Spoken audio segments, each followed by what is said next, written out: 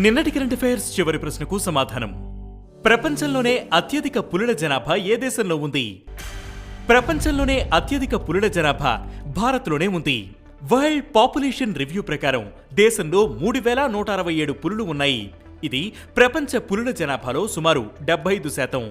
ఆ తర్వాత రష్యాలో 750 పులులు, ఇండోనేషియాలో 393 పులులు, నేపాల్లో 355 పులులు, థాయిలాండ్లో 189 ఉన్నాయి.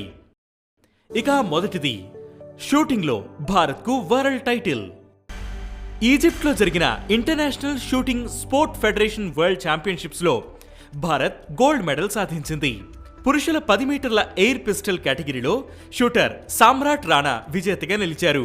మెన్స్ టీమ్ కేటగిరీలోనూ భారత్ గోల్డ్తో సత్తా చాటింది. ఇక ఈ ఈవెంట్లో వరుణ్ తోమర్ కాంస్య పథకం గెలుచుకున్నారు. ఇక రెండవది, యుఎన్ టూరిజం సెక్రటరీ జనరల్గా షైకా అల్ నోవాయిస్. యుఎన్ టూరిజం సెక్రటరీ జనరల్గా యుఏఈకి చెందిన షైకా అల్ నోవాయిస్ నియమితులయ్యారు. యుఎన్ టూరిజం 50 ఏళ్ల చరిత్రలో ఓ మహిళ ఈ హోదా చేపట్టడం ఇదే తొలిసారి. 2026 జనవరి నుంచి ఈమె బాధ్యతలు చేపడతారు. ఇక మూడవది, భారత్ శ్రీలంక మధ్య మిత్రశక్తి 2025. భారత్ శ్రీలంక దేశాల మధ్య మిత్రశక్తి 2025 ప్రారంభమైంది. కర్ణాటకలోని బెళగావిలో ఈ ఈవెంట్స్ నిర్వహిస్తున్నారు. నవంబర్ 10న ఈ మిత్రశక్తి ప్రారంభం కాగా ఈ నెల 23 వరకు కొనసాగనుంది.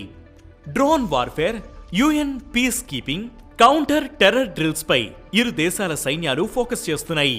భారత్ తరపున 170 మంది, శ్రీలంక తరపున 135 మంది జవాన్లు ఈ డ్రిల్స్ లో పాల్గొంటారు. ఇక నాలుగవది, తెలంగాణ కవి అందెశ్రీ కన్నుమూత.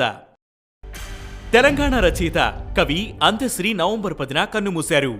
1959లో జన్మించిన ఆయన తెలంగాణ ఉద్యమంలో కీలక పాత్ర పోషించారు.